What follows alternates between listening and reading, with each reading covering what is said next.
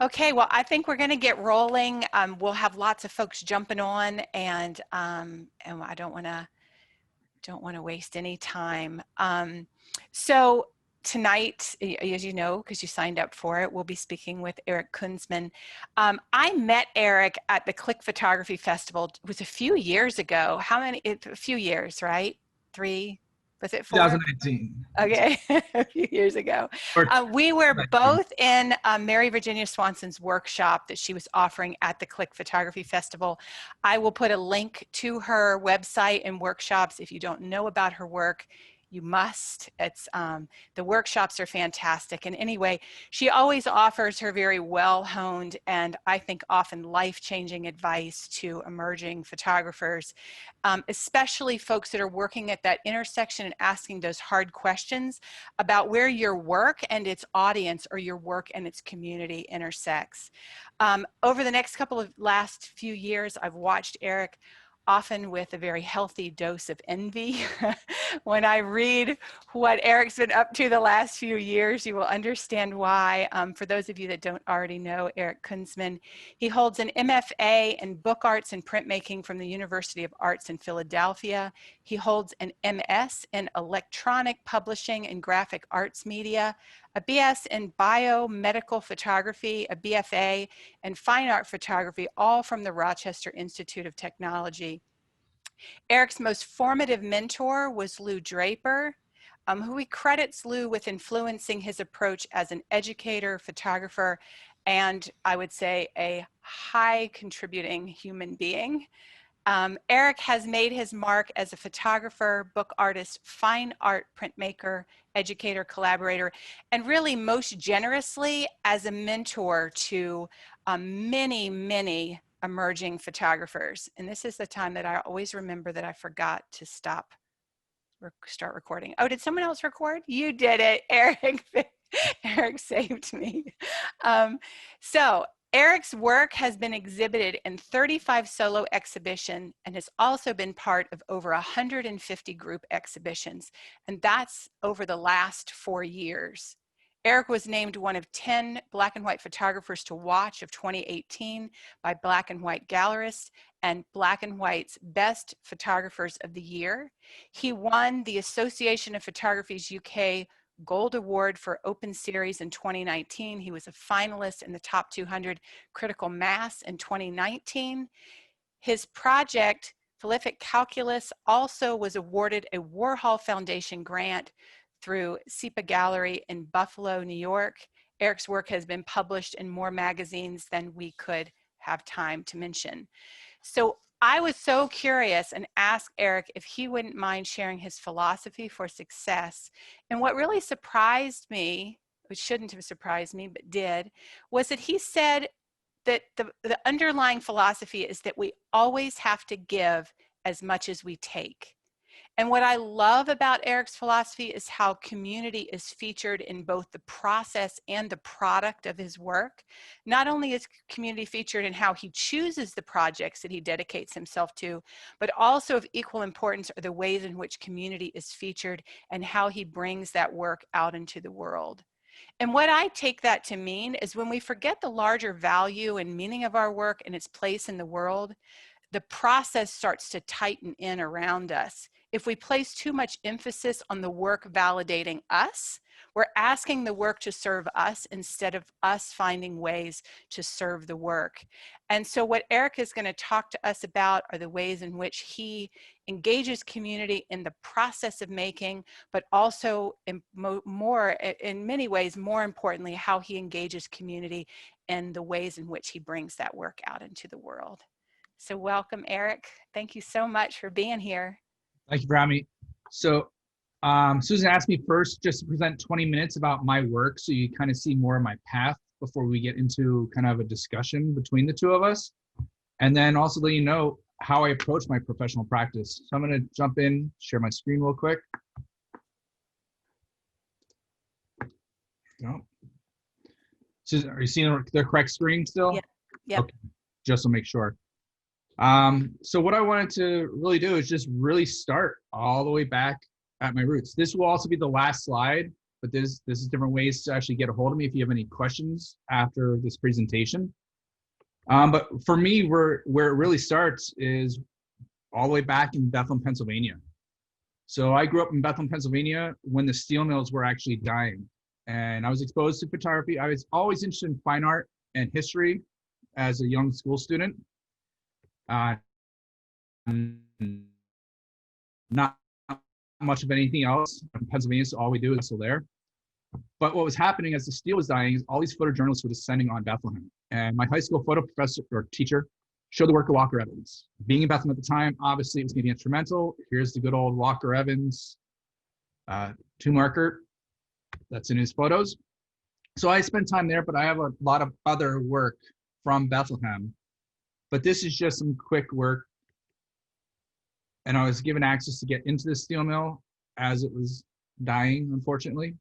But that really created a true sense of photography, being able to capture history in a moment of time, as well as being art form. And that really has influenced a lot of my other work. Let's go through these fairly quick. Bethlehem, my entire family is still in the Lehigh Valley area, but Bethlehem is still not the same. I tease my students from New Jersey all the time that New Jersey has invaded Bethlehem, Pennsylvania. We have a casino. This is a mural that I made for the intro to the casino, or the entrance, with another RIT grad who also grew up in Bethlehem. Unfortunately, my parents, they got hooked on the casino. This is a quick series. I don't have an artist statement up online about it, but this is my reflection on my parents. I grew up roofing with my father, and their warehouse was about to be taken back because my parents had gambled. They're basically still gambling their money away, or they were at that time. We don't talk about it anymore. But this was something quick that I had to do when I was there, when I found out it was going away in 2 days. I didn't have a tripod with me. I used a garbage can, and I was running around what I worked in as a kid. So when I went to college, I was able to study under Lou Draper, and I really do credit him a lot. I studied at RIT, and there's a lot of great photo faculty there, but Lou really did have the most influence at a community college for me. And his work, the way he conducted his life, he'd be in the dark room working next to us in open lab times. And when I tell you it was like watching a magician work in the dark room, he was somebody that worked with W. Gene Smith. He started Kumonji Group, which is with Roy de Carava, Buford Smith, Tony Barboza, a lot of great photographers. It was a group for Black photographers trying to help themselves understand what they were doing and then eventually push themselves further. I remember watching Lou work on this image in the darkroom. To this date, he would, put potassium ferrocyanide towards the top. And this is called the Congressional Gathering, but it was somebody's sheets in the backyard. And this is from the 60s, but it still resonates today very much. And Lou always talked about everything in the frame needs to be there for a reason. And I think this is one of those photos that I also watch in print that's instrumental with that. A mix between Cartier-Bresson, W.J. Smith, and Roy de Carava. And this is another one. I mean, just everything that went into his life. He was always watching, always paying attention. The fact of Martin Luther King having to look up at a white gentleman. So Lou had passed away, and I wound up taking the position that he held at Mercer for 3 years. And the school had raised enough funds that my company, I was able to work with Kumonji for first editing down the images and then publishing Lou's book. And this is the final book that we created. And in fact, I just had to leave this virtual symposium. It's going on for the next 8 Thursdays or 7 Thursdays. Every Thursday through October 15th, they're talking about Kumonji. The exhibition is called Working Together, Louis Draper and the Kumonji Workshop. If you have a chance, it's free. It's through the Virginia Museum of Fine Arts. And I still hear Lou's voice when I'm photographing sometimes. With everything going on since June, this was an image when I was photographing my series, which we'll talk about in a little bit, that I came across and I heard Lou. And it was immediately, to me, it was locked in arms overcoming this barrier. And that was an image that I created just with Lou's true influence. So real quick, I'm gonna go through these. So the only thing I remember from my education RIT, there's 2 projects that I had that came out of it. This is something that was fun. I was able to do an internship at McGuire Air Force Base. So I was able to photograph the Blue Angels midair, all the cool geeky stuff a true RAT photo student would want to do. Night vision scope on the artillery range at Fort Dix. Then we were able to wing walk and take photographs as we were parachuting down. I don't know if any of you believe that, but when I went back to RIT, that's what I told my faculty at the time, and they thought it was the coolest thing in the world. And then I mentioned that these planes were all on the ground. It was photoshopped. And this is back in 1997. So my faculty were like, that's unethical. But I'm like, you taught me how to do this. But at the same time, what I did get from the RIT education is this particular image, where we have the tools to create the images that we need to. With the Golden Knights, the parachuting team, they were gone faster than I could snap my finger. So I slapped on the fisheye and just let the motor drive run. This is in the days of film. And I got lucky with this. I had no idea until the film was developed. This is something that I kind of live by, that everything looks worse in black and white. So I guess it's why I work in black and white. But their series that I remember from my time at RIT was when I went on the Southwest Photo Workshop through the Southwest with Willie Osman and Ken White for 3 weeks. It's a much larger series. Due to time constraints, I'm just showing little snippets of some of these series. I'm part of what's called the RIT Big Shot. I'm now one of the coordinators where we go into different environments and get large crowds and we paint with lights. We've worked at Churchill Downs, the Alamo, unfortunately, the Dallas Cowboys Stadium. Sorry for any Cowboys fans. And then I started teaching at RIT because I concentrated on inkjet printing with that electronic publishing master's I have. And my second year of teaching was the second day of class for the freshmen, and it was 9/11. We were not canceling class because it was our way of fighting terrorism, our president said. I had no idea what to do. And I was going on the way to school, stopped at a gas station, happened to look at the newsstand, and looked at the newspaper. And so decided we were just going to talk about how news and video would influence that day going forward. And one of the assignments that we came up with was calling everybody that we knew, students and myself, and collecting as many newspapers as we could. So after 15 years, I went back and resurveyed those students to see what they remembered. And some remembered the smell of the classroom, some remembered nothing. And with that in mind, what the exhibition was, it was my statement as well as the department chair at the time, but everything else on the walls was the quotes from the students on their survey. And this is what we did for the 15th anniversary. So here's just some images from when I was taking my own students from Mercer County Community College throughout the Southwest. But to be able to truly help those students, I couldn't work with 4x5 or medium format. So I started creating this body of work that's called peripheral visions. It's extended. A lot of them are 360 degrees, 240. This one's 390 degrees. Because that way I could walk away and come back to the photograph. And you'll see where this becomes important later on. So when I was at Mercer County Community College, running the program for 3 years, I also was working on my MFA at University of the Arts in Philadelphia. One day, I used to rent out the Eastern State Penitentiary, which is one of the first penitentiaries in the United States, actually the first, started by the Quakers. And the idea was that you'd give penance to God. To me, it was just another peeling paint institution until I came across the original warden's logbooks from the 1820s, 1830s, and 1840s. So it predated photography. My bookbinding professor, Haiti Kyle, was the head conservator at the American Philosophical Society, which is part of Independence Hall.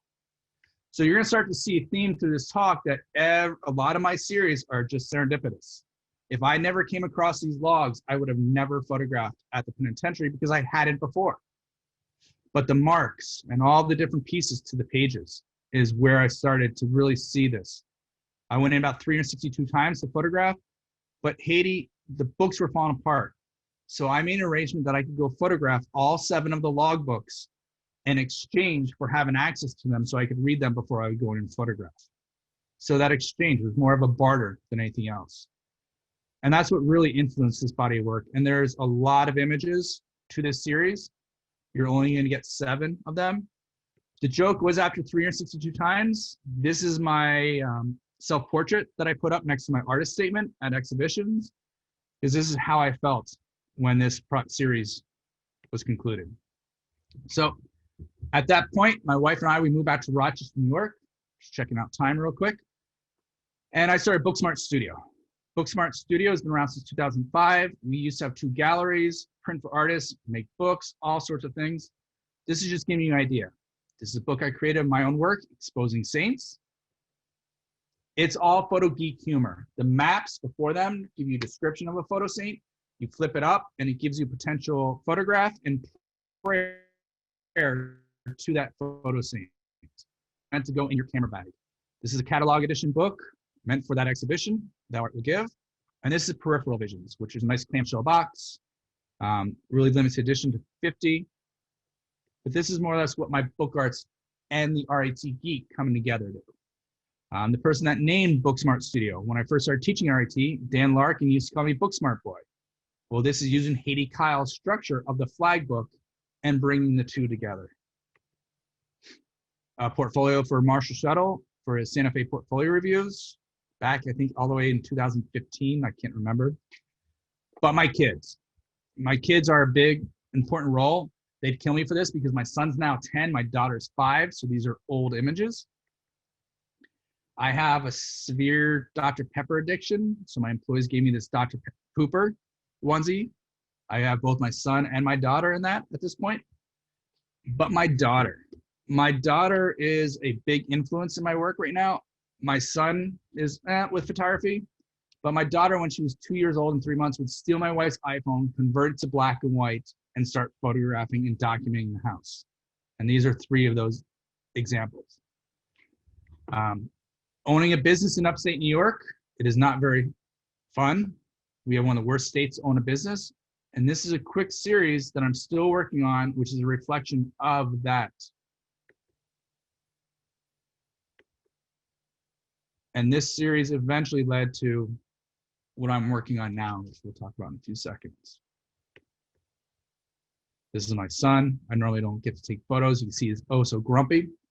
But that leads me to my series, which is something that Susan's seen and a few of you may have seen already. But it's Philosophic Calculus. And the reason it started is I moved my studio to a different part of Rochester. It used to be by the Eastman Museum and the Memorial Art Gallery. When I moved, the first truck, these are 3 kids that came over, and a lot of my colleagues and friends were labeling the area as a war zone. Can't believe you're moving there. So from right to left, it's Harry, Elijah, and Grumpy. Grumpy got his name from when he was 2 years old. Somebody took a lollipop from him, and the name stuck because he was grumpy. But my son plays with these kids. Harry, unfortunately, Elijah and Grumpy have moved out of the neighborhood. But that knee-jerk reaction of a lot of people is why I started this series, which was trying to figure out why people were labeling it, because I feel safer there than by the Eastman House. My old place was broken into 3 times in 9 months.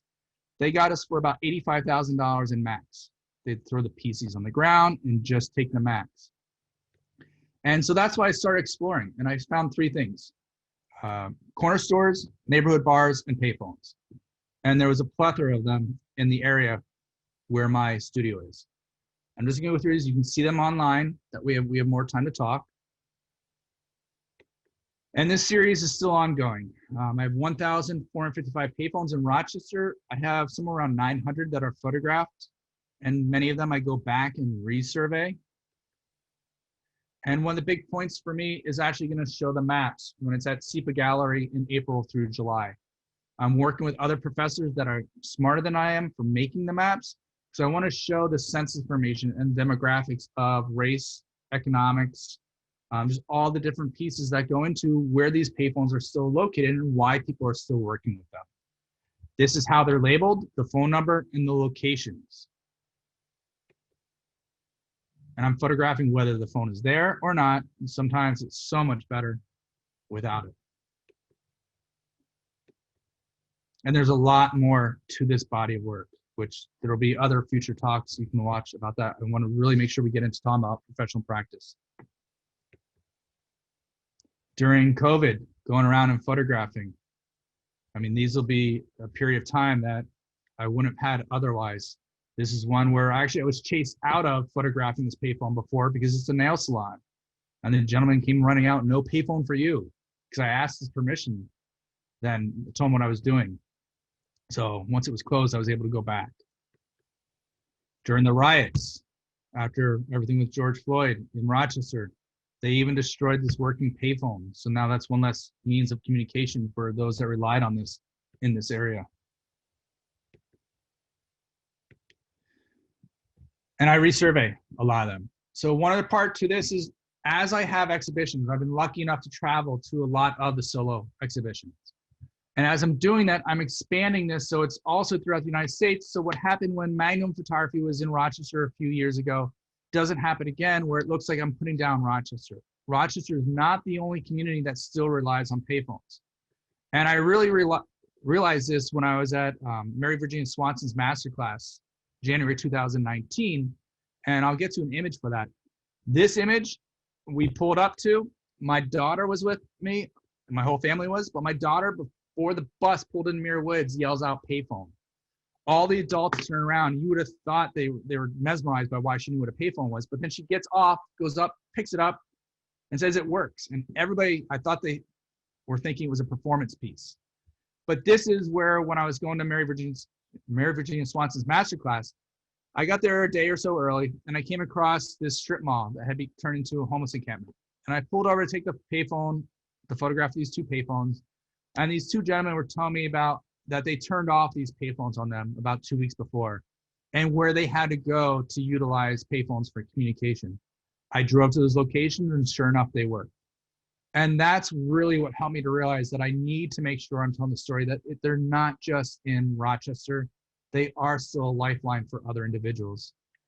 Tomorrow night at Gallery 19 in Chicago, this opens up as a solo show. They're not doing the opening, but instead they recorded a video about this project, so you can learn more there. I don't just photograph payphones. I also work on fake news. This is a project since the election. Again, why? Because of my kids. My son, when he was in first grade, instead of kids playing on the playground, they were having debates about Hillary Clinton versus Donald Trump. The school held a mock election because of it. And what came out of it was the fact, we asked my son, who are you going to vote for? And he said, Donald Trump. And we asked him why, and he said, because Hillary Clinton's going to make China great again. And we're like, wait a minute, that sounds way too familiar. And we asked him, where did you see that? Because we didn't talk politics with him. And he said, we saw it on TV. And what we found out is it was a commercial in one of the Philadelphia Eagles football games as we were watching it the next Sunday. So we realized we needed to talk to him about politics. Tomorrow night, this is opening in an exhibition, and there's an artist talk on Saturday just about this work with the Rochester Contemporary Art Center. And what I'm doing is creating, I've been taking screenshots every day. At first it started with CNN, then it moved to CNN, ABC, Fox, New York Times, and Washington Post. And once COVID hit, it became so many times a day that now just 2 months is over 1,000 pages. And again, this is a whole other series. If you're interested, you can listen to a talk about that on Saturday, but just showing you some of the things that I'm doing. This is taking on my life. No matter what happens with the next election, I'm either done at the election or when the next inauguration takes place, depending on who wins, seeing what happens. But either way, I have to be done with this because it's been taking over my life. Unfortunately, yesterday and today, Rochester is, unfortunately, this happened in March. So it was before George Floyd and any of the other incidents. And so now it's right in our backyard. This is literally 2 blocks from the Susan B. Anthony and Frederick Douglass neighborhood. And it's happened right there, which is about 3 blocks from my studio. And so that's where everything that I'm doing is trying to bring this news back in front of people. So what I'm trying to do, Susan was talking about community, October 14th through 21st. This resides on fakenewsarchiveproject.com. And what I'm trying to do, first, it was supposed to be an in-person event. That's not going to happen now. But I want people to take the JPEGs, take the PDFs, and rebroadcast the news that we've all forgotten about over the past 4 years and get it in front of people. I am looking for help for this. This is not about me. This is about reliving, no matter where you are on the political spectrum, left or right. It's about reliving the events that's happened the last 4 years. Right before COVID hit, I had this exhibition at A. Smith Gallery, and it was a community event. Here's a time lapse. And this was the events that were supposed to take place in June. And then I was hoping in October, which isn't going to happen, which was allowing individuals to take the pages and broadcast what they felt were important events. And this is just a quick time lapse. What I'm hoping we can do is on social media, we can do that as well. So with that in mind, let me go to the next slide. This is also this is how much it's taken over my life. On all of our iPhones, we have the ability to have albums of families and friends or the pieces. Here's what my album looks like for people. Don't laugh too hard, but it is filled with nothing other than politicians and other people that have been in the news over the past few years. This is why this project must end soon. So on that note, I'm going to stop sharing because the rest is about professional practice. We'll come back to. So.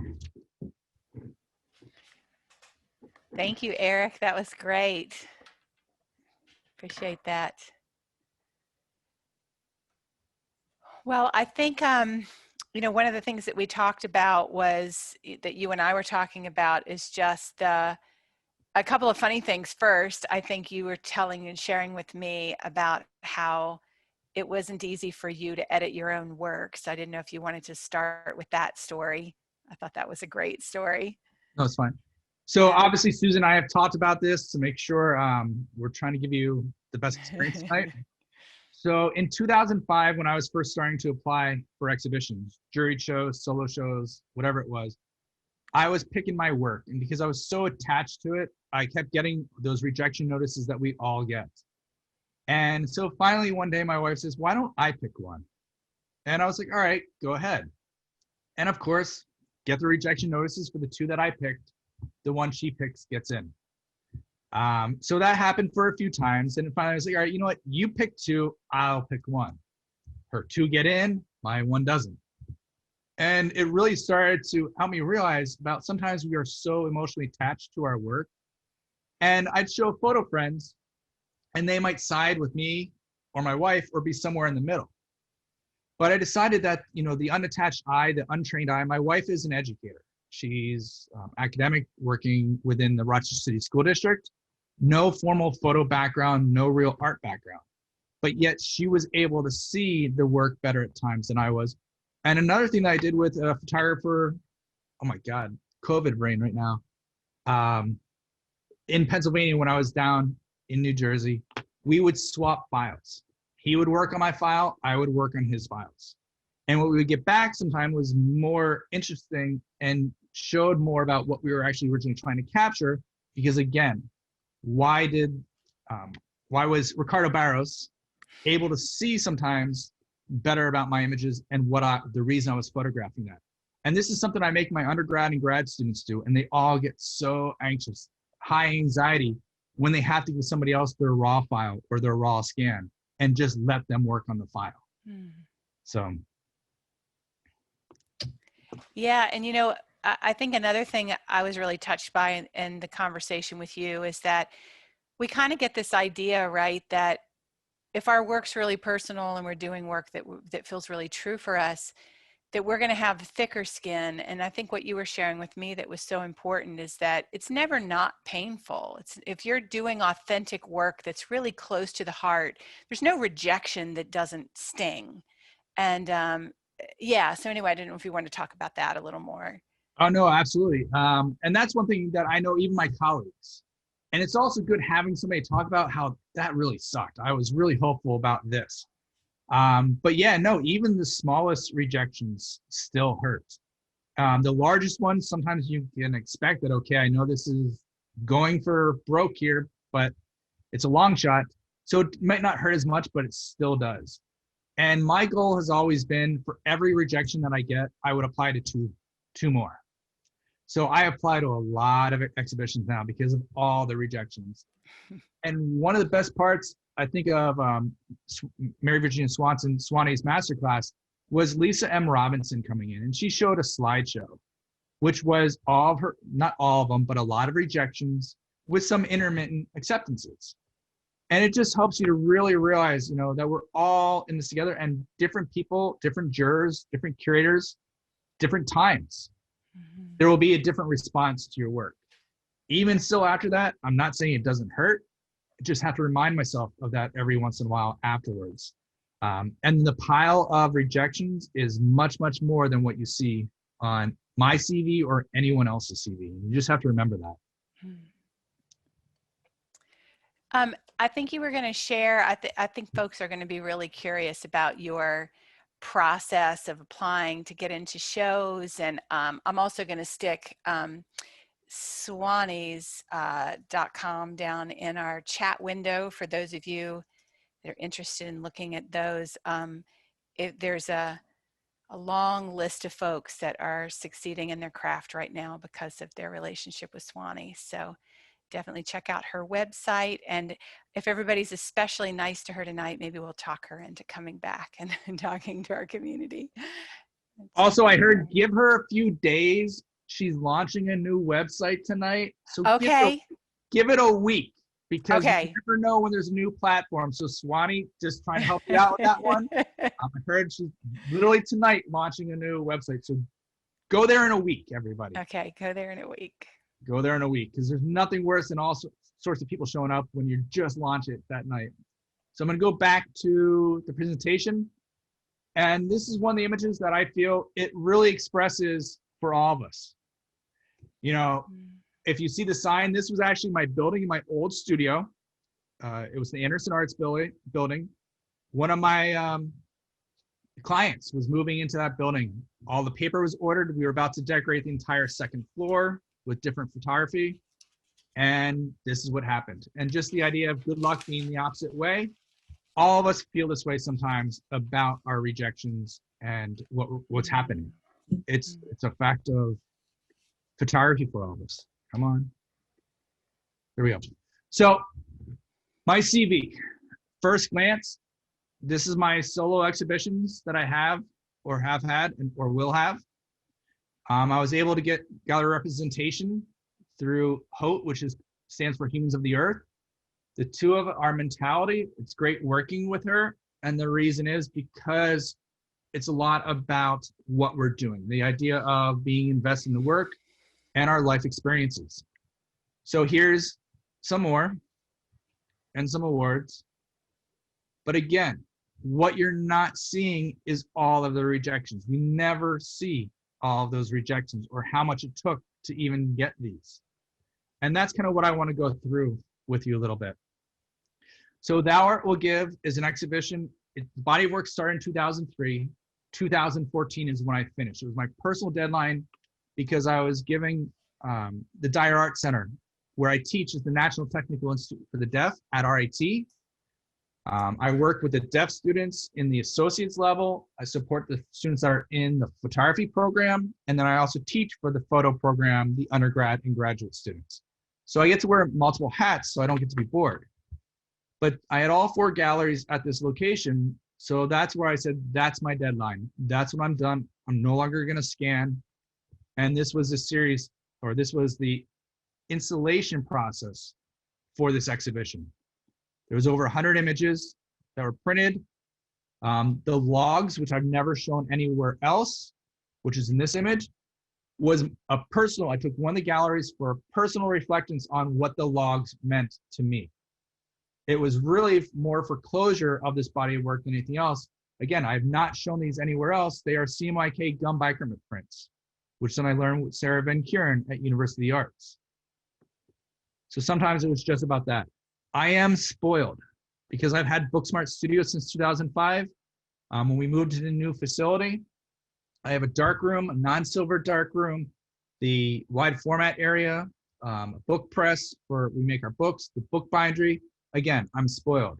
But it's part of why I also invite other cool RIT faculty down who there can be reciprocal relationship. We can bounce ideas off one another. That's a big part to my studio. My daughter is my biggest critic with this latest work, Philosophic Calculus. That unfiltered mind and unfiltered way of expressing things has actually truly helped push this work further. As you can see, my son looks really enthralled in this. But he is participating. But this is the image that my daughter saw first. And she is now the person, if I'm applying to jury shows, that I go to and ask her opinion. And this is not a joke. When my son was her age, he went to an opening for RIT, which was the Cuba Photo Workshop. My son wound up being the guest critic for that. And he went around to every student and every faculty member that was on that trip and critiqued their work. And every student kept saying that they agreed with everything he was saying. My son kind of lost that, so I'm trying to bring him back into it. But my daughter, I'm really trying to make sure she loses that as much as possible.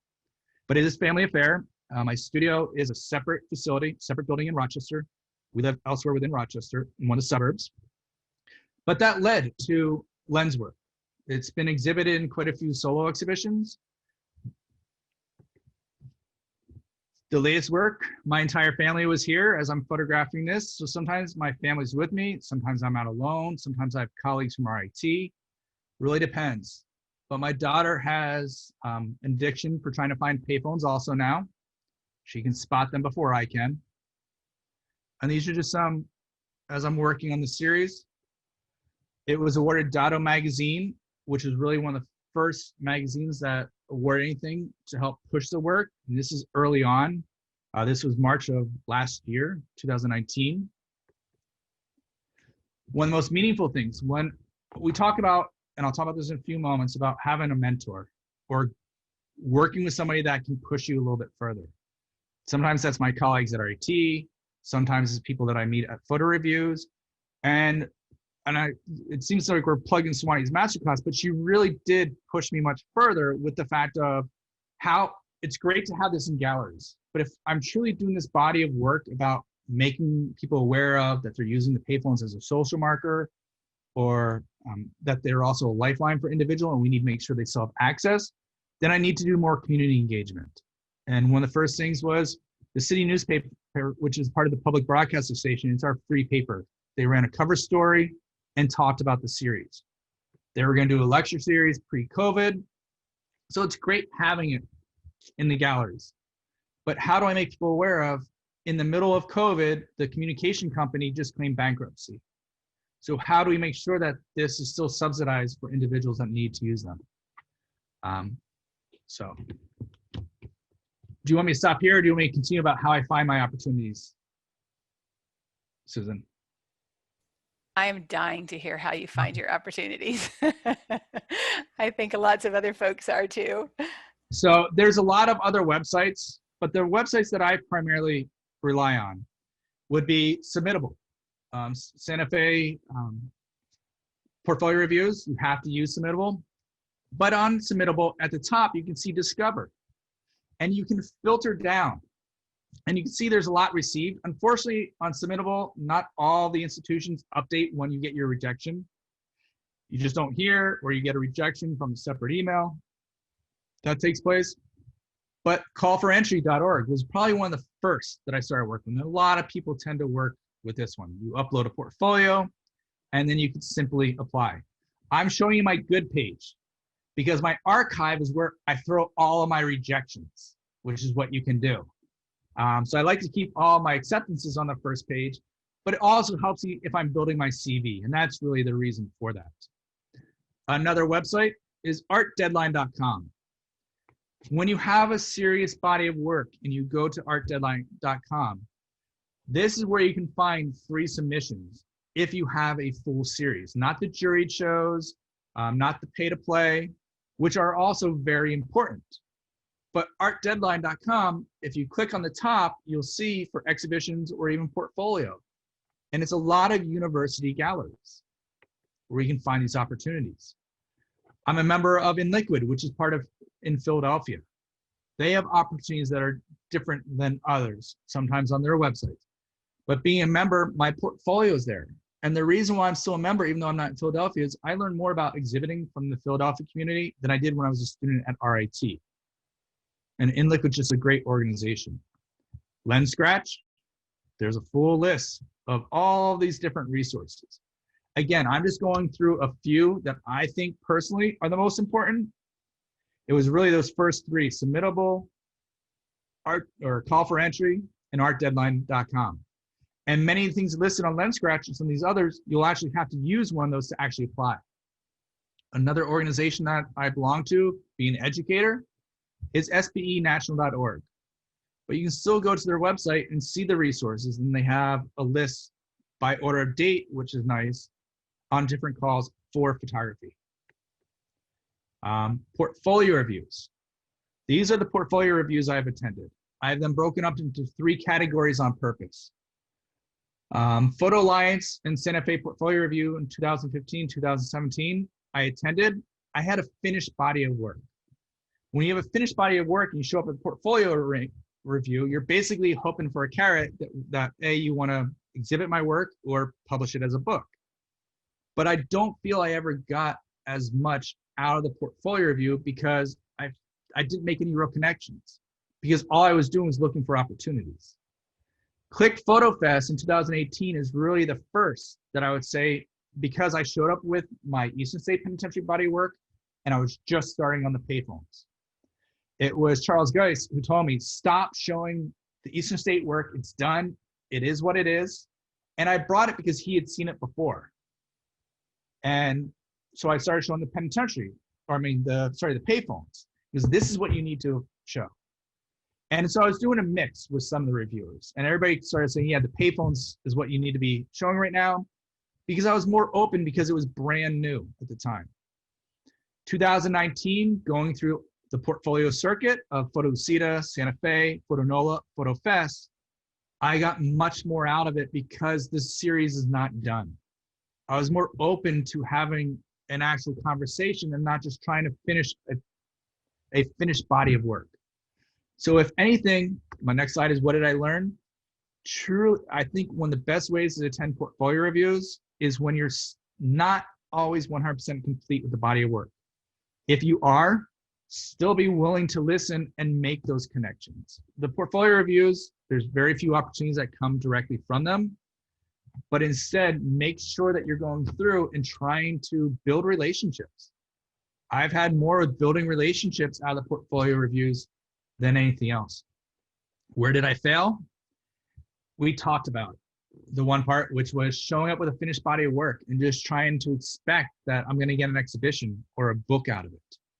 I'm also horrible at following up with people because I don't want to be pushy. And I joke that this is my kryptonite. I'm getting a little bit better at it. It's something that I'm working on personally. It's something that a lot of photographers have issues with also. But in the past 3 days, I've really made an attempt, and it's actually worked out pretty well for me, which we can talk about later on. But the idea is just doing that. I also then went to Mary Virginia Swanson's masterclass. It was January 2019. I still have a list that I'm working on, and I know other people. I see Kathleen Tunnell-Handel is on here also. She still has her list. There are other participants, we joke, that we're still working on a list from January of 2019. But that pretty much, I don't think I have to say anything more about the mentorship. But what I did learn from some of these guest lectures, we talked about Lisa M. Robinson, that slideshow that she showed, how humbling it was seeing somebody that's very successful, showing the rejections and not. Susan K. Grant talked about her traveling exhibitions. And what I learned from that, right before I was awarded 5 solo shows, and she talked about trying to schedule them back to back to back. So one gallery ships the next, the other one ships the other. Otherwise, you're losing money because oftentimes they will pay shipping one way. And it just happened about 2 weeks later, I was in that situation. And thank goodness I heard Susan's discussion a few weeks before. Another thing that is talked about quite a bit is project domains. So my fake news archive project.com is one domain. And then I also have rochesterpayphones.com, because that way the community in Rochester who I'm trying to talk about that body of work can go access just that not work, and they don't have to sift through all my other bodies of work. Reciprocate that mentorship. I, as an educator at RIT, as well as through other opportunities, I learn more through mentoring other photographers.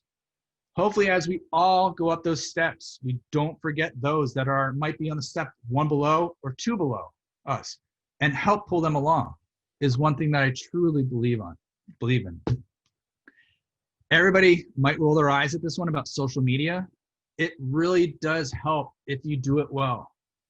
I received an email before this talking about from Swanee about the social media. There's actually, with PhotoFest, there's actually a workshop coming up. So if you feel that you're not using it properly, this is, I think it's about 5 hours on a Saturday for about $85. But we are building a community on social media, just like you would be doing at a portfolio review. And that's one thing, I have had opportunities actually come up because of social media. I was flying out to San Francisco for the exhibition, and I got an email from Wired magazine. We want setting an appointment to go into Wired and talk about a potential, just some potential opportunities. So I had to have my portfolio shipped from Rochester out overnight to go meet with them. But it came because of social media. I'm not downplaying COVID-19. My kids wear masks all the time. But we did have one positive thing come out of COVID-19, which is what we're doing right now. We're all able to have this conversation because of Zoom. There's many institutions that you can be a part of their programming, their communities. Make sure you take the opportunity. It can be overwhelming because there's too many. So you really need to make sure it pertains to what you're doing for your work. Lastly, this is the last piece of this. How do I keep it all organized? Well, pre-COVID, I was pretty good. Since COVID hit, I've been horrible at keeping things organized. There's what's called artworkarchive.com. This is where I put all of my work. And what I'm able to do is I can put my pieces up on Artwork Archive. I can then keep track of my editions, if it's sold, if it's proved. And I was looking at this, preparing for this today, and I realized I know I'm on number 9 of 15 for this particular image, the drapery. When I moved from eArtist, which is what I used to use this platform, I never updated. So again, I still have work to be doing. Locations, different galleries or magazines that you might be in. You can keep their contact information. Who was the person? So we can go back to that to help with my newsletter for other pieces. My exhibitions. Again, if I ever lose my CV, or if I want to go back to see what pieces were in a body of work. With each of these, Gallery 19, I will assign the images that they are working with. Down here, you can see Drury University Solo Show. I know what 30 pieces were exhibited there. So I can always have that as a resource. This is where I've been slacking. I have not put my upcoming exhibitions in here because this can actually email you weekly, letting you know when you need to send work off to locations. It's great to have that reminder. And then you also have contacts. You can actually invoice through this if you want to. Let me skip that for now. But that's really what I wanted to share with you in regards to how I approach my professional practices. So I'm going to stop sharing that for now. I want to remind folks that, of course, you can be typing your questions in the chat window. We welcome that. I have about 500, so I'll just stagger mine in between the other folks. Eric, my first question to you is, I'm imagining that as you start to look at all these places to apply, that you're starting to be more discerning. Like what work do you do up front to make sure that you're a good fit? And also the pay to play stuff. I mean, there's times probably when it's worth investing the money. And I would just love to hear more about your discernment process in terms of how you're choosing what you apply to. So the way I'm choosing what I'm applying to now, and I'm starting to narrow that down more and more, and really just focusing on the solo exhibitions, is if it's somebody that I feel is important as the juror. It's not that the work's going to get in there, but I really hope to get it in front of certain people. And that's something that I've learned along the way from other people. And really, I mean, sometimes other opportunities can come about. I've asked for a letter of support, I'll be honest, for the Guggenheim application I'm going to be working on. That came about because first a portfolio review, then I put work in and had that one of the people juror or something, and then had a follow-up portfolio review because of the work being juried in there. So it built that relationship. And that was really what I'm trying to focus on. And also there's the different levels of the galleries. And it's that same idea of the steps. Hopefully that you're not just getting into the galleries, but you need to challenge yourself and make sure you're putting it in front of people that are going to be that worthy. Because $35 for an exhibition, you're supporting that gallery or the museum, but you're also getting that work potentially in front of somebody, and they might not pick it for that because they might be looking at overall theme, but they might remember that, or as they start to see more of it. So. Yeah, that's great advice. We were just sharing this the other day, that as we bring curators on to engage with the archives that we're building through 6 Feet Project, a number of the photographers here are already being contacted by people who had just guest juried a gallery, or so yeah, I appreciate you mentioning that. Folks, feel free to jump in with questions if you've got questions you want to ask. And Eric, I'm curious, are you at the point now where you're are you still just doing call for entry, or are you starting to do cold calls out to people where there are museums that you're interested in, where you're going to sort of bypass that system and just have a direct relationship with them? Let me grab something real quick. The disappearing. You know what I'm grabbing? I do. I love this book so much. So one of my resources that I've built over a period of time is basically, especially at artdeadline.com and some of the others, is these are basically galleries that have open call for submissions. Hey, Eric, Sorry, your book's disappearing. Yeah, because of your background thing. Let me get more light here. I'll take care of it. Sorry. It's Anyhow, the invisible book. Don't judge my background, everybody. I'm at home right now. All right. So this is how thick this binder is. It's a fairly thick binder. By going through these different websites, print them out. They're organized first alphabetically, and then if some have deadlines, I have them organized through that mode. But this way I can go through and see some of the different opportunities that are out there. And unfortunately, each one does require different formatting for that. But this is my approach. As I said, I'm not pushy, so I'm not good with the cold calls. But this really, especially a lot of the university and college galleries and some commercial, will let you know that one time a year when they're looking for submissions. And that's probably the most organized I am in my life, to be honest. And the reason is that's where I really go ahead and try to push my work further. Great, thank you so much. Diana Green was wondering, what was a social media tip you've learned so that you could get better at it? So do you have any social media tips that were given to you or that you could pass along? I'm stealing from Swanee right now. But hashtags, as well as simple things like hashtagging your project or things that pertain to what you're doing. Don't fight with the millions. Don't hashtag photography. Why are you going to hashtag photography when there's so many posts? Because there will be editors out there trying to filter stuff down. So another one is Rochester, New York photographer. That's the demographics where I live. For me, payphone is a huge one. And there's actually now what's called payphonography on Instagram, which makes me shake my head because there's a lot of people now documenting when they have a payphone sighting. But at the same time now, I have some of those people that are willing to collaborate because when I go to different galleries in the future, I'm hoping to have some community participatory events. Well, now I know I have somebody in LA, Portland, that is wanting to exchange and work together. So that's another idea of the community building, even within Instagram. But really making sure your posts are professional. If you need one for your family and friends, have a separate account. But people will still be able to find it. But really, I have Eric_Kunsman. I also have one for my studio, Booksmart Studio. And I have one for fakenewsarchiveproject.com. Just with everything going on lately, the only one I've been applying or adding to has been the Eric Kunsman at this point. Thank you. Anybody else have other questions they want to type, or we can start unmuting folks if you want to ask a question directly. I'm just going to keep firing questions until somebody jumps in. Oh, here we go.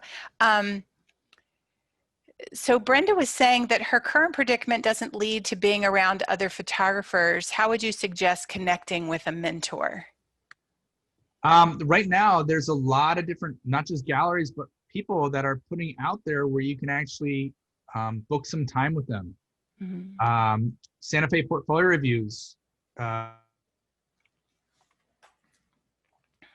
connect with 2 individuals on Zoom just so we have some dialogue. But honestly, there's David Foley was running one-on-one portfolios and then workshops.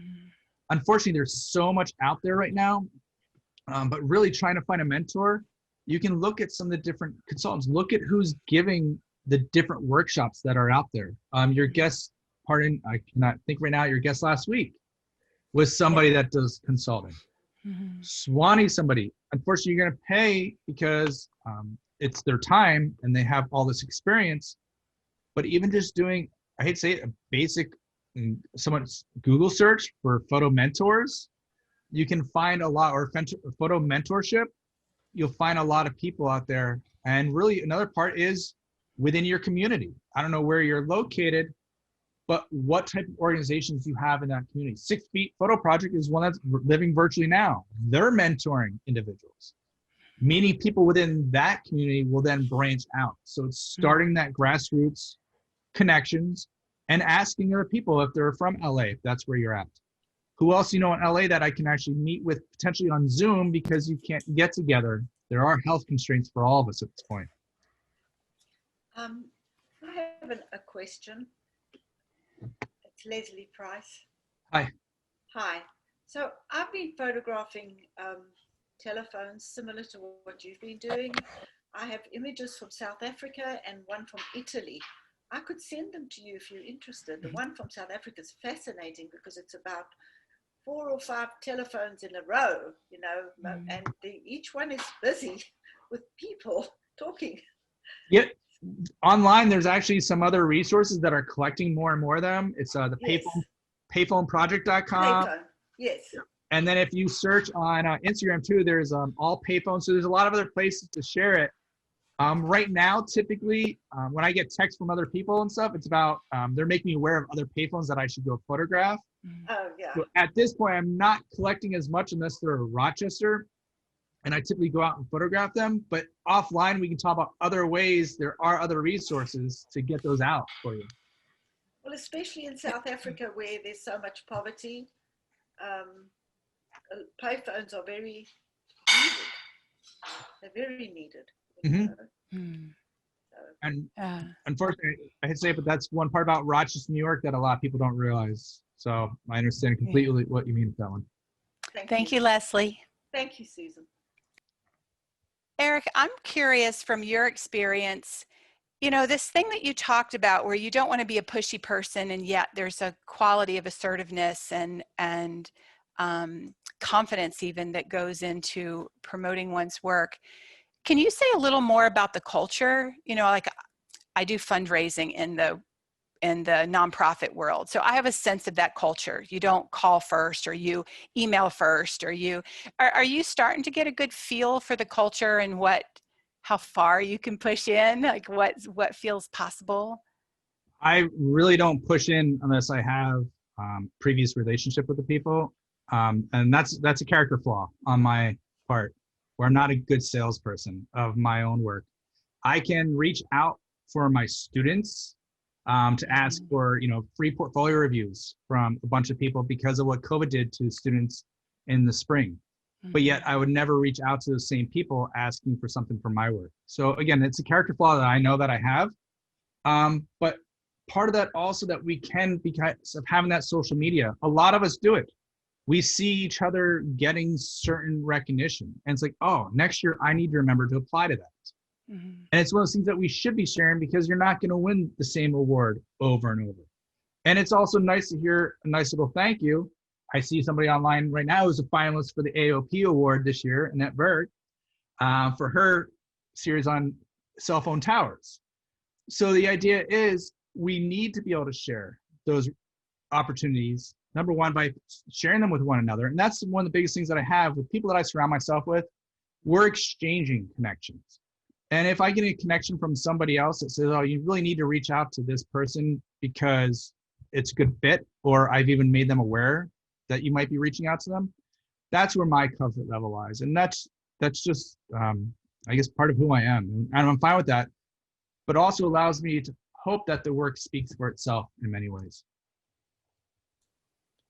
I love that, because I think there's this thing that's happened, especially in COVID, where we've separated art and commerce a little bit, like capitalism kind of got put on a little pause. And what we've really noticed during this time is this surge of generosity with people, where this idea that they were competing with one another is starting to loosen a little bit, and we're seeing more sharing and more cooperation and more generosity.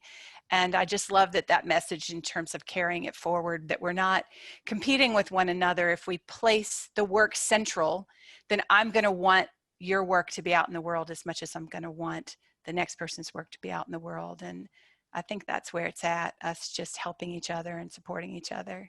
It's all reciprocal. And I mean, that's the biggest thing. If I don't do any portraiture, so if I see a call for a certain portrait that I think is going to work with somebody, I mean, that's the whole reciprocal that we need to be doing for one another. Because if we grow as a community, we're going to get that much further.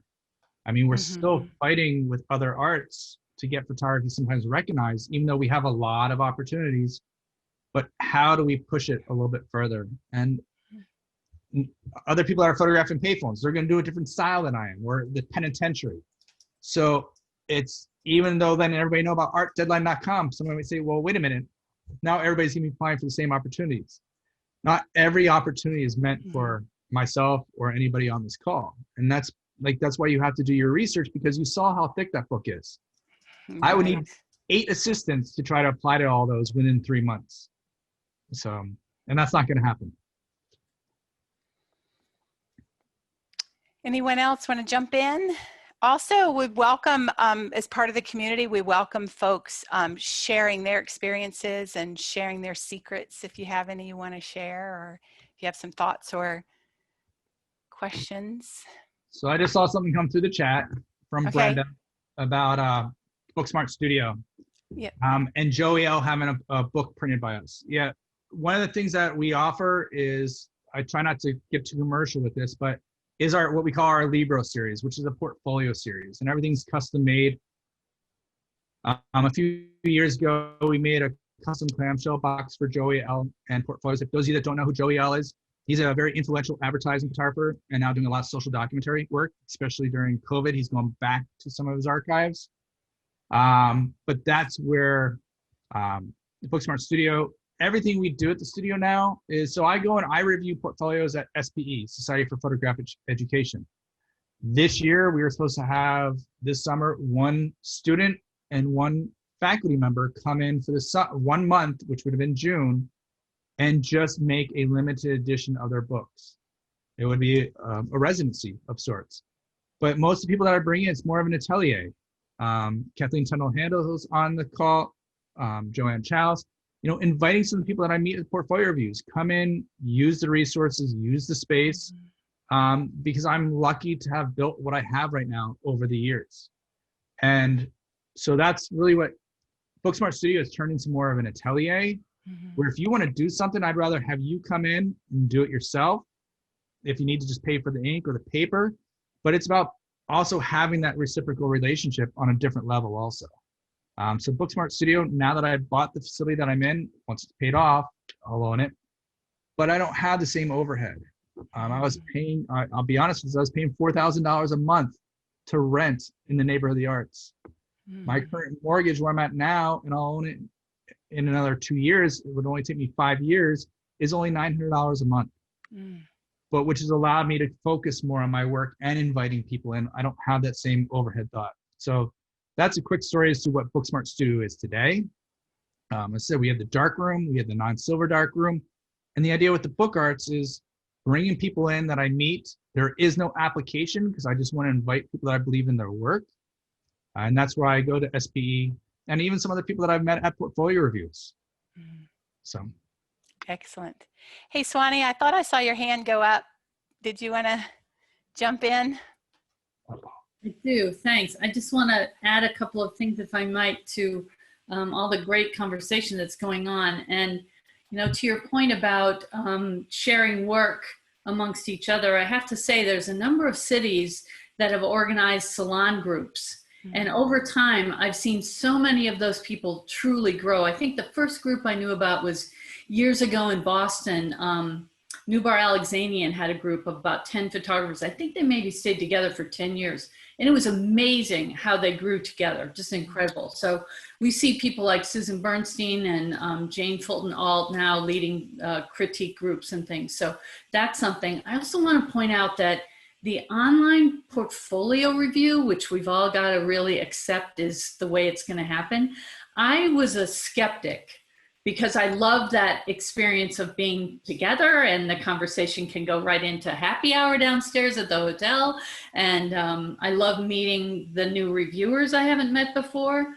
So I did the New England portfolio review recently, and it was a typical weekend-long thing with dozens of reviewers and dozens of photographers. And I have to tell you, I'm a complete convert now, because it was a very focused experience like this is here. We were all new to it at that point in early August, and they did some training sessions for both the reviewers and the photographers together to like learn how to go in and out of the groups. But the bottom line for all of you is there's no hotel, there's no airfare, number one. Number two, we're not in a freezing hotel ballroom screaming across the table at each other. There's no one walking by like trying to get your attention and say hello. It was so focused, you know, to the credit of the organizers, we knew ahead of time who we were going to see, which is one of the things I really appreciate. So I did my homework. The reviewees did their homework. They were ready to share their screens. And I looked at websites and Instagram and all that. And I feel like the 25 minutes was so well used. They also gave us on our screen, both sides of us, a 5-minute warning, a 3-minute warning, a 1-minute warning when it started a clock that was counting down. So it was super organized. And then we got our 5-minute break and we started again with another one. But I left that weekend feeling like these were much more kind of personal and in-depth conversations than we ever have in a crowded room together. So look towards those. I'm seeing them sell out so fast. So fast. So fast. So I really encourage all of you that can go to one, those of you that can organize one. It's a valuable, valuable experience with the face-to-face online. So I'm a big fan of that. The other thing I want to say about reviews and about competitions, if I may, is that not all of the people that are going to really love your work are on that circuit. Honestly, I mean, there may be university art museums in large institutions that several of their shows a year, at least I would think, would be in support of the strengths of that university's program, whether it's the environmental studies program or architectural history and urban planning or whatever the case may be. You may have work that's really of interest to a group that are like-minded, and they're not on that circuit. So that's when you just have to do your own step out. And Susan, you know this from nonprofit world, you look for who is like-minded because they're going to stay with you and believe in your project and hopefully support it a long time. So just think outside the box. And I always encourage everybody to look for the portfolio review events that do, in fact, bring a very different group of people in. Corporate art consultants, people that run exhibitions at airports, all different kinds of people are interested in photography today. So don't just stay in our own comfortable world and kind of push yourself out. So. Thank you, Swani. Swani, I have a couple of just quick questions on that. In the corporate art world, I think that when last time when I did the workshop with you, there was this idea that they are some of the best art buyers at this time, but now COVID and all this shutdown, how is that impacting the corporate buying, corporate consult world? I'll share something with you. I think I mentioned to Eric recently. I'm obsessed with asking everyone that is in the creative communities who are decision makers, buyers, exhibitors, how they use social media in their research, because all of our thoughts about social media really mean nothing if we're not using the practices that they're coming to use. And that's why the PhotoFest thing is all about this. So a corporate art consultant I know in Boston, before I even had my coat off, we were having dinner together, I said, how are you using Instagram? And she picked up her phone immediately and showed me a new lobby they had done for a client in Pittsburgh that wanted to fill their space with contemporary street pictures of kind of hip and cool downtown Pittsburgh. And I said, wait, how'd you find a photographer? And they said, she looked at me like I was crazy and said, we hashtag Pittsburgh street photographer. And I looked at it at the time, and there were only 9 photographers that had done that. And some of my favorite street photographers in Pittsburgh weren't even considered for the job because they didn't have that. It was a $20,000 commission. It was an incredibly fair rights package after that. No advertising, they had to come back for it. Minimum $1,500. I mean, it sounded like the old days of licensing. And so that's why I put together that panel for PhotoFest that's happening on the 19th. We have 5 people telling us how they use Instagram in their creative research. A senior curator at an encyclopedic institution, a curator at an educational museum, a corporate art consultant, Julie Kinzelman from Houston, a gallery owner, Deborah Klumpching, and an editorial picture researcher and picture editor.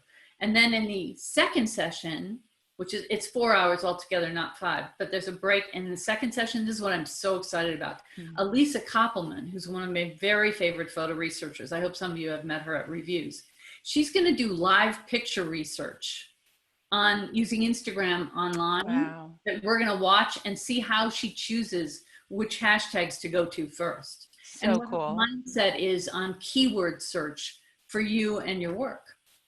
So we need to know what the people who we want to meet and how they're using it to really make it sing. So that's what that's all about on the 19th. Can you, so it's PhotoFest, FOTOFEST? Correct.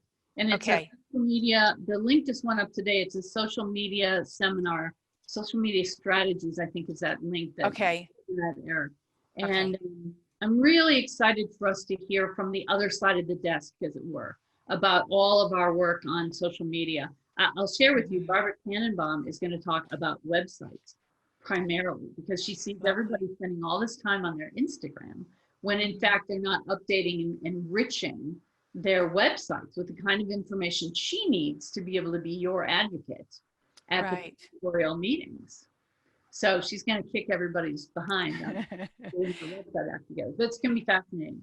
I hope and is this going to be one of these situations because of Zoom that they're going to be able to have lots more people? Well, yeah, they're going to, it was designed originally to be a one-day event, as all the PhotoFest seminars are during the meeting place. Right. So when PhotoFest got cut short, our day got cut off. So it was really designed in the beginning to fulfill that obligation for all the people at PhotoFest. So they've gotten their invitations ahead of time and all the reviewers. And then they decided to open it up to the public. They've opened it up. I think there'll be 500 total that can come. And I'm all for supporting PhotoFest. They had the wool pulled out from under them at a time when just the hotel and airfares alone that they're obligated for their international group of reviewers that had to turn around and leave or had already bought tickets. And so I think it's a good thing. And I encourage them to open it to the public. It's valuable information and we need to support all our nonprofits. That's fantastic. Are you up for one more question? Sure. I'll pose it to you and Eric. So, you know, I think back in the day, we did a lot more fundraising where we would kick off a project that had, you know, social content, right? We might be studying food insecurity in a neighborhood. And so we would be able to write grants in the ways that, so what does that work support, right? And we would write grants in that thing. And then there was a kind of a stretch in there where that intersection between social causes and arts funding kind of got disconnected. And I'm just wondering if, I just think that was the best way to fund work, because it went where it needed to go, right? It went to serve the communities that the work was meant to serve. Are you seeing any reconnection between funders and social purpose art in communities these days? I am. Eric, are you as well? Seeing, yeah, I mean, especially in Rochester, we're seeing more. Yeah. Excellent. I feel like it's still a good plan to find those like-minded people on that topic, not just the family and friends. I see photographers being successful at helping to pre-fund work that they need to invest in to go and make, where they'll get the pick of a portfolio when they get back. I see people doing library special editions of the portfolio at the end of the making of the work that they will pre-sell at a discounted rate to people. More and more of those kinds of things that place their work in different kinds of institutions as well. Yeah. I mean, we Beautiful. are all pulled in so many, I mean, we all know this. We're getting so many emails a day of things that really deserve our time and our money. And it's very hard to plan our own giving back besides our voice at a time when we don't know how long we'll be in a COVID world. Right. And Right. so I applaud everybody that's able to give back to our own community for the further education of everyone. And I especially applaud people that can help others connect with the ideas to get the work made and seen. So that's the give back that I really love these days. Oh, that's fantastic. Just a few comments in the chat. So Law Hamilton was reminding us to take a look at Kat Karenan's Don't Take Pictures. If you haven't checked out, first, that publication, and two, her resource list is fantastic. And just three, she's just such an amazing human being, and she's often a portfolio reviewer.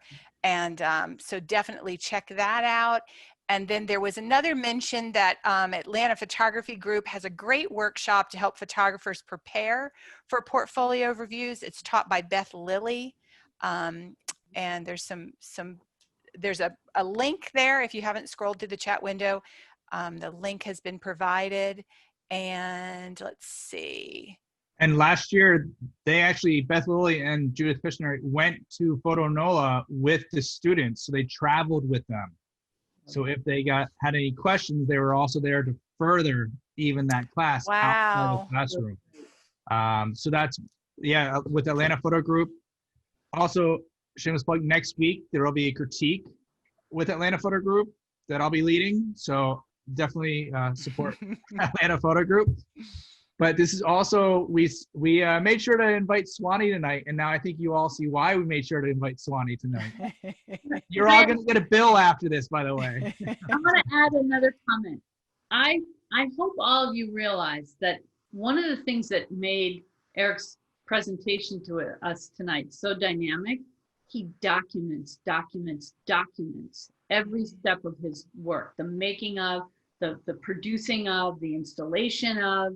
I mean, hardly any photographers do that. And Eric does a brilliant job, right? You all know what I'm talking about. You all know how you don't have installation views from half of your shows.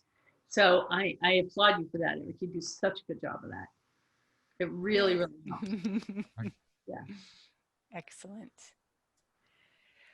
All right, we have Eric here. Let's not, we've still got him for 8 more minutes. So toss out your questions. If you've got, I have the question nobody's really supposed to ask. Can I just ask the money question? Go ahead. Do you ever, like, I'm sorry, I just feel embarrassed to even ask this question, but I'm going to do it anyway. I think there's this question of like, at what point is there some break even? Like, you've printed, matted, framed, shipped, installed, you know, like at some point, this kind of labor of love idea, especially for those of us who are also working in the nonprofit sector or have tight budgets, you know, is there some point that you're starting to see a tip where it's paying for itself? Or I know you're in it for the long haul, so I don't mean to say that that's even the most important thing, but yeah. I'll let you know when I get there in a few years.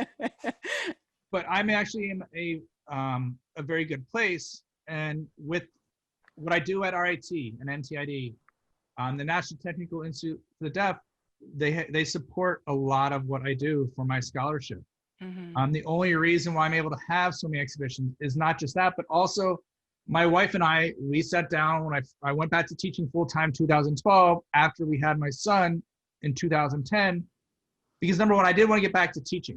But one thing I didn't mention before is the reason why I love teaching is helping people get someplace they want to be. And when I was at Mercer County Community College, I loved that aspect of it because the kids all worked hard. I did not apply for a full-time job with the photo school for many, many years. I'm not putting it down, but I just had a problem with the apathy of the students. So when this job with NTID came up, I took that job because many of those students aren't always given the opportunity that they need. And so when I did decide to take that job, we sat down and my RIT salary goes to the family. I'm not allowed to touch that. So I have a separation of state because whatever I make at the studio, that goes towards paying for my exhibitions.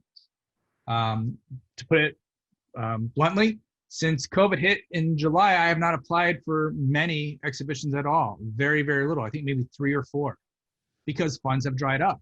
But I'm not allowed to take from the purse that's for the family. And that's how my wife and we separated it. And that's just part of what's going on with COVID. I'm not the only one, obviously.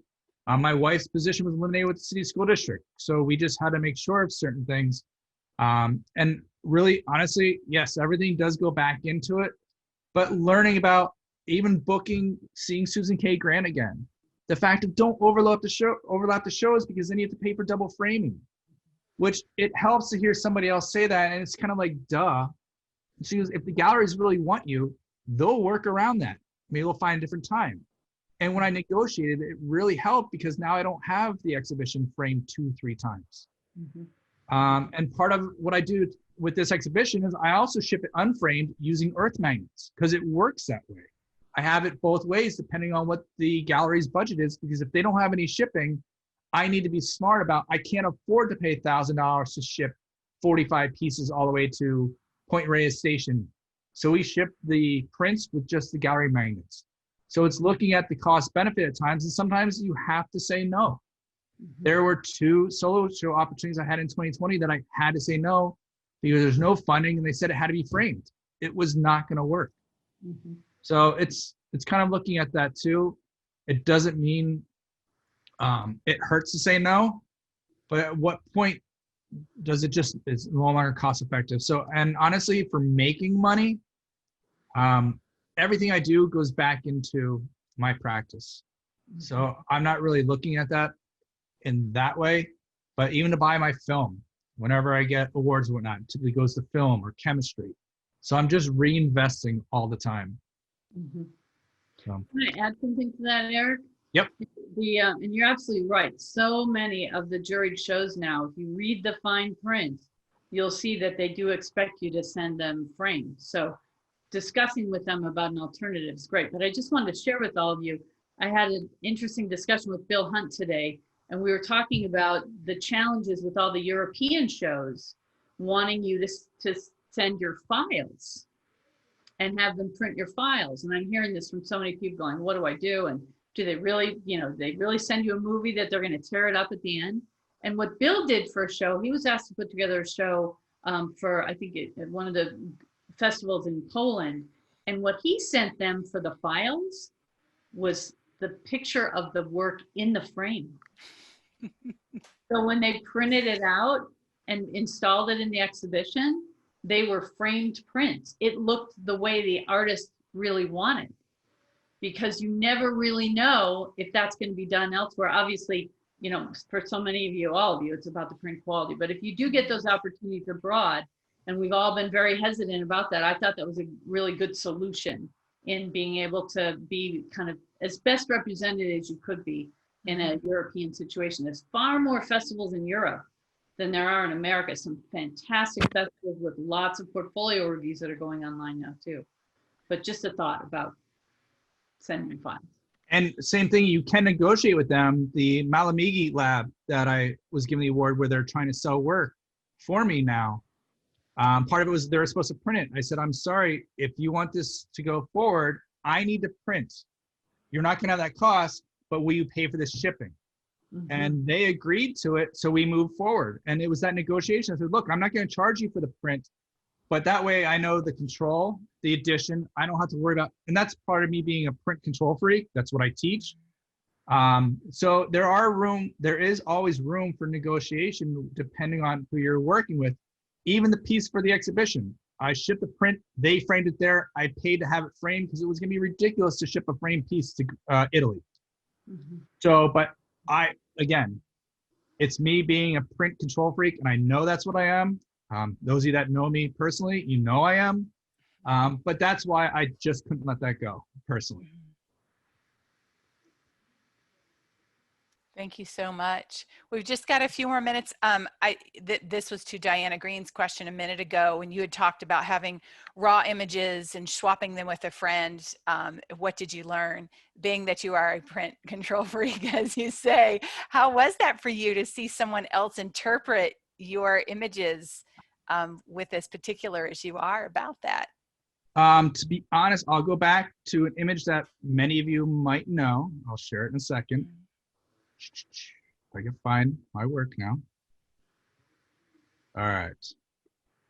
So start from the slide. So this particular piece, oh, great. Hold on.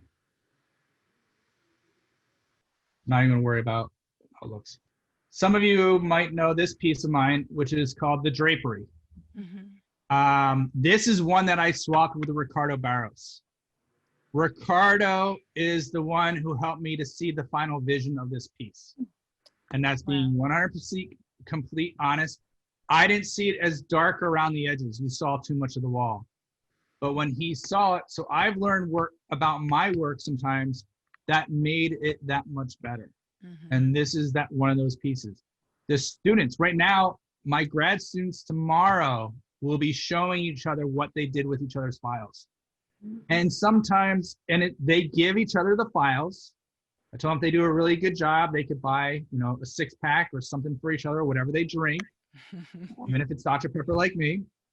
But the idea is you learn that much more by that, because we are sometimes too attached to when we push the button, and we aren't always bringing that forward. And sometimes you look at it and say, that's not what I intended at all.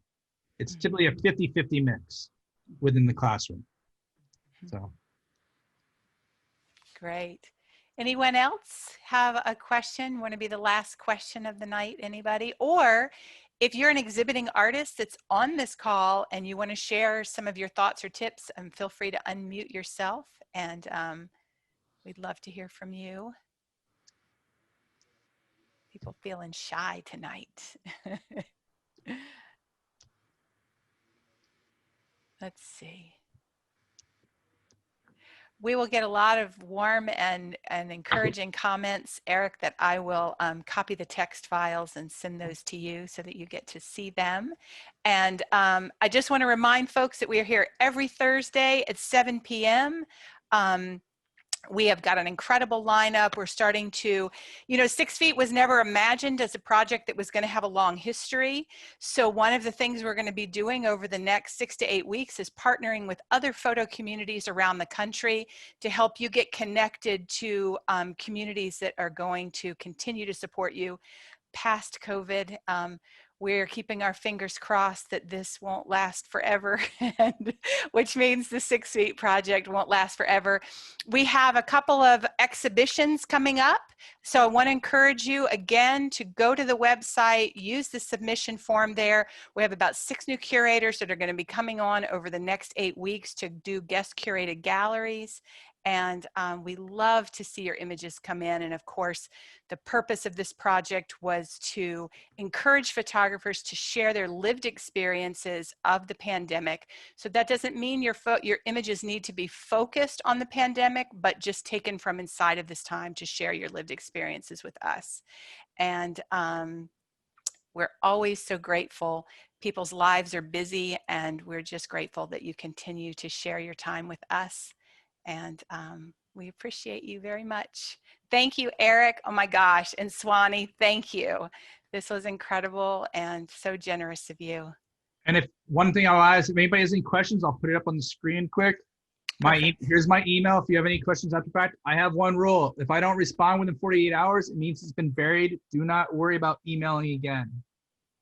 So you can see at the bottom, it's just simply eric@erickunsman.com. And there's my hashtag for social media as well. Perfect. But just wanted to share that for that reason.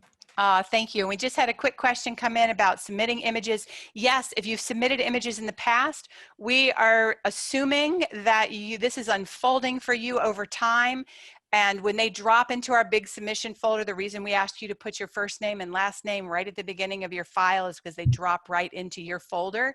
That is how we do our featured galleries. We have an editorial team that goes into there, and if we start to see a nice little pile of your images that are starting to make cohesive sense, we actually go through there, and that's how we build the features on the website.